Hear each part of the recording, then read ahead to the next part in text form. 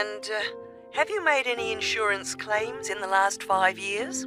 Yes, one in 1999. And what was the problem? It was stolen, but... That's fine, Mr. Jones. That's all we need to know at the moment. And will there be any other named drivers? just the one. And his name? Simon Painter. Could you spell the surname, please? Payntner. Okay, thank you. And what relationship is he to you? He's my brother-in-law. And what will you or Mr. Painter be using the car for? Well, mainly for social use. Social use. Will you be using it to travel to work? Yes, sometimes. Travel to work. Anything else? No, that's it. And finally, when would you like to start the insurance? I'll need it from the 31st of January. Right. Mr. Jones, I'm getting a couple of quotes coming up on the computer now, and the best bet looks like being with a company called Red Flag. Yeah? And that comes out at $450 per year. Oh, well, that seems okay. It's quite a bit lower than I've been paying up to now. Great. So, would you like me to go ahead with that? Sure, why not? How would you like to pay? Section 2. Thank you for calling the tourist line. There are many different ways of getting round the city, and we'd like to suggest some you may not have thought of. How about a city trip by boat? There are 4 main stopping points. From west to east, Stop A, Greenbanks, Stop B, City Bridge, Stop C, Roman Landing, and Stop D, Newtown. You can find the main booking office at Stop A. The first boat leaves at 8 a.m. and the last one at 6:30 p.m. There are also many attractions you can visit along the river. At Stop A, if you have time, you can visit the fine 16th century palace here, built for the king, with its beautiful formal gardens. It's very near the booking office. Now you can enjoy every corner of this superb residence. Stop B. Why don't you visit Tower Restaurant with its wide range of refreshments? This is a place where you can sit and enjoy the wonderful views over the old commercial and banking centre of the city. Stop C is the area where, in the 1st century AD, invading soldiers crossed the river. This was much shallower than it is now. That's why this area is called Roman Landing. There's an interactive museum to visit here, with a large shop which has a good range of local history books. At the furthest point of the trip, Stop D, the most exciting place to visit is the new entertainment complex with 7-screen cinema, bowling alley, and video games arcade. Besides the boat tours, there are city buses. 2 companies offer special services. The top bus company runs all its tours with a live commentary in English. Tours leave from 8:30 a.m. every 20 minutes. There are departures from Central Station, Castle Hill, and Long Walk. This is a hop-on, hop-off service, and tickets are valid for 24 hours. For further details, call Top Bus on 0208 944 7810. The number 1 sightseeing tour is available with a commentary in 8 languages. Buses depart from Central Station every 5 to 6 minutes from about 9 a.m., with the last bus at around 7 p.m. There are also number 1 services with an English-speaking guide. Section 3. We're pleased to welcome Dr. Martin Merriweather of the Antarctic Centre in Christchurch, New Zealand, who has come along to talk to us today about the role of the centre and the Antarctic Treaty. Now, my first question is about the choice of location for the centre. Why Christchurch? Was it because of the climate? Well, actually, New Zealand is the second closest country to Antarctica, and Christchurch is often used on Antarctic expeditions. Right, so it's because of where we are, coupled with our historical role. So tell us, what is the main purpose of the centre? Oh, well, we have two complementary roles. One is as a scientific base for expeditions and research, and the other is as an information centre. Tell us something about the role as a scientific base. Well, we're able to provide information about what scientists should take with them to the South Pole. For example, the centre contains a clothing warehouse where expeditions are supplied with suitable clothing for the extreme conditions. I suppose you need a bit more than your normal winter coat. Yes, exactly. And then there's also the specialist library and mapping services. Right. And which countries are actually located at the centre? Well, the centre houses research programs for New Zealand, for the United States, as well as for Italy. There's even a US post office at the American Air Force Base here. Really? And what does the visitor centre offer?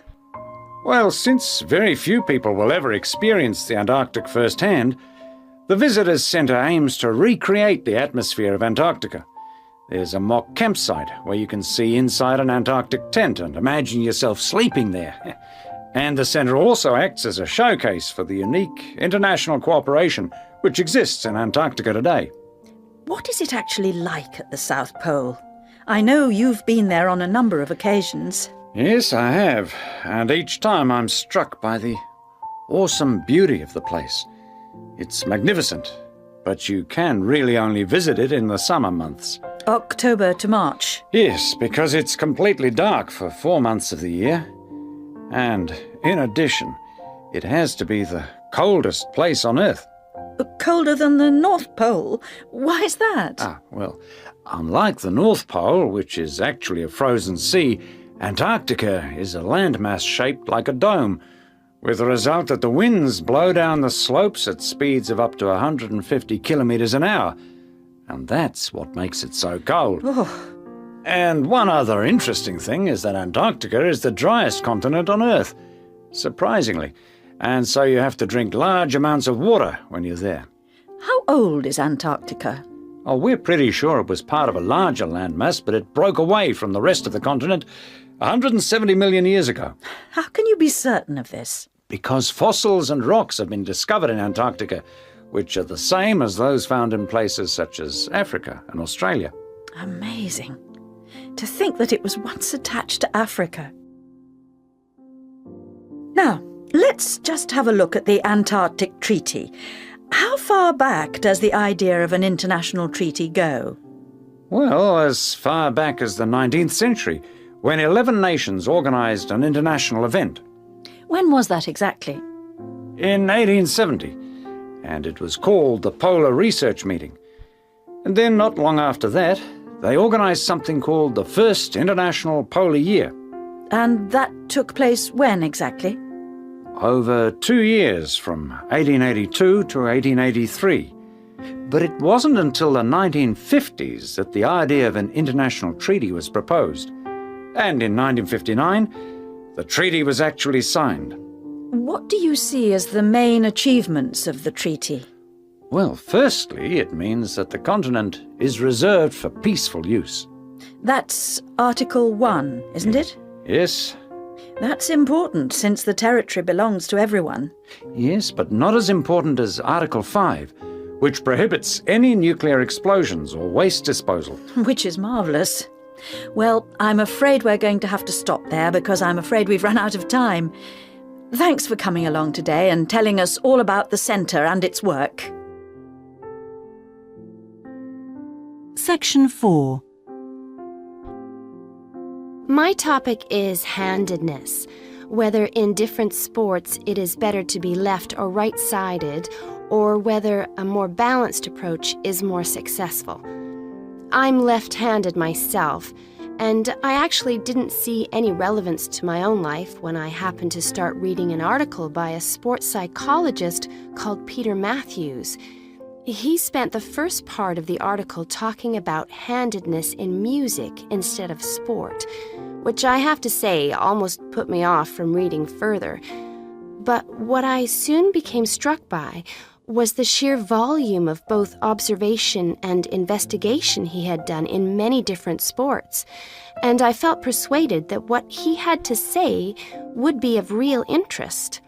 I think Matthew's findings will be beneficial, not so much in helping sports people to work on their weaker side, but more that they can help them identify the most suitable strategies to use in a given game. Although most trainers know how important handedness is, at present they are rather reluctant to make use of the insights scientists like Matthews can give, which I think is rather short-sighted, because focusing on individual flexibility is only part of the story. Anyway, back to the article. Matthews found a German study which looked at what he called mixed-handedness, that is, the capacity to use both left and right hands equally. It looked at mixed-handedness in 40 musicians on a variety of instruments. Researchers examined a number of variables. For example, type of instrument played, regularity of practice undertaken, and length of time playing instrument, and found the following. Keyboard players had high levels of mixed-handedness, whereas string players like cellists and violinists strongly favored one hand. Also, those who started younger were more mixed-handed. Matthews also reports studies of handedness in apes. Apes get a large proportion of their food by fishing ants from anthills. The studies show that apes, like humans, show handedness, though for them right and left-handedness is about equal, whereas about 85% of humans are right-handed. Studies showed that apes consistently using the same hand fished out 30% more ants than those varying between the two.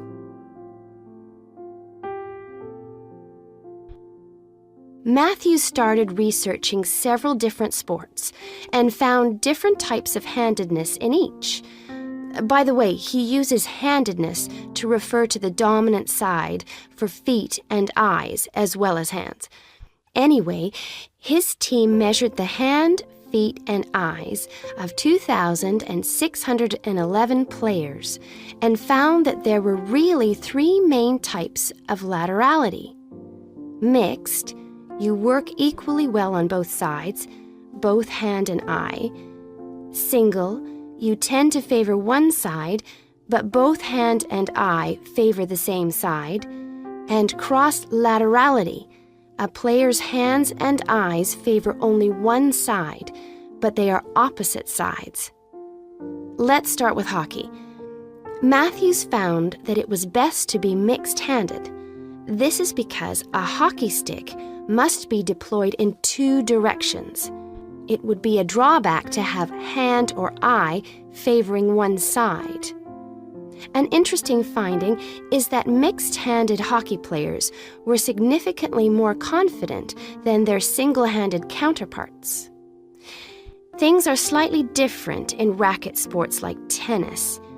Here, the important thing is to have the dominant hand and eye on the one side.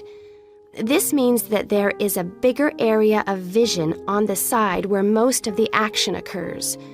If a player is cross-lateral, the racket is invisible from the dominant eye for much of the swing. It means that they can only make corrections much later, and often the damage has been done by then. And moving to a rather different type of sport, which involves large but precise movements, gymnastics. It's been found that cross-hand-eye favoring is best. The predominant reason for this is because it aids balance, which is, of course, absolutely central to performance in this sport.